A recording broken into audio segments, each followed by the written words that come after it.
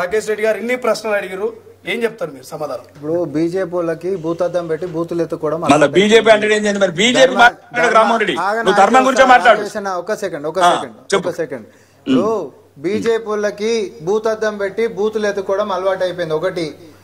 And అసలు నిన్న ప్రస్తావించినటువంటి మాటలేంటిది, ఏ సందర్భంలో ప్రస్తావించిండు, ఏ కాంటెక్స్ట్ లో ప్రస్తావించిండు, ఏమని మాట్లాడతారు? వేరే క్రిస్టియన్లను ముస్లింలను ఎందుకన్నారు అని అంటే, ఆడ ఉన్నది మన పిల్లలు, ఆడ డిసిసి అధ్యక్షులకి అయినప్పుడు రేపొద్దున కంప్లైంట్స్ అని చెప్పేసి నాకు వాడు కలిసి వస్తలేడు, వీడు కలిసి వస్తలేడు, వీళ్ళు సాధారిస్తలేరు, వాళ్ళు సాధారిస్తలేరు అని రేపొద్దున నాకు ఎవరు కూడా చెప్పొద్దు. ఈ రోజు ఆ దేవదేవుడినే, ఒక్క దేవదేవుడిని ప్రపంచం అందరు కలిసి మొక్కరు, ప్రజలు మొత్తము ఎవరికి నచ్చినట్టు వాళ్ళు వాళ్ళ దైవాన్ని మొక్కుతూ ఉంటారు. అట్లాంటి దేవదేవుని కంటే పెద్దోళ్ళమేం కాదు మనమంతా. మీరు డిసిసి అధ్యక్షులు అయినంత మాత్రాన అందరం ఆవిడ కలిసి రావాల్సిందే అనేటటువంటి మీరు కోరుకోవాల్సింది కాదు అది.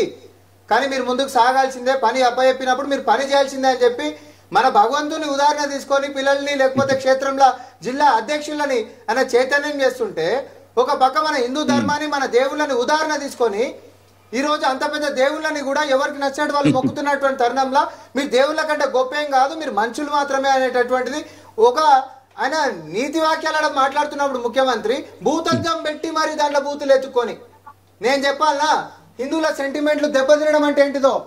ఈ రోజు మీ ఆర్ఎస్ఎస్ హెడ్ క్వార్టర్స్ ని, దేశ రాజధానిలా ఢిల్లీలో ఆర్ఎస్ఎస్ హెడ్ క్వార్టర్స్ కి పార్కింగ్ లేదని చెప్పి పక్కనున్నటువంటి 1400 సంవత్సరాల పురాతనమైనటువంటి మందిరాన్ని కూలగొట్టిరు కదా నిన్నగాక ముంగట.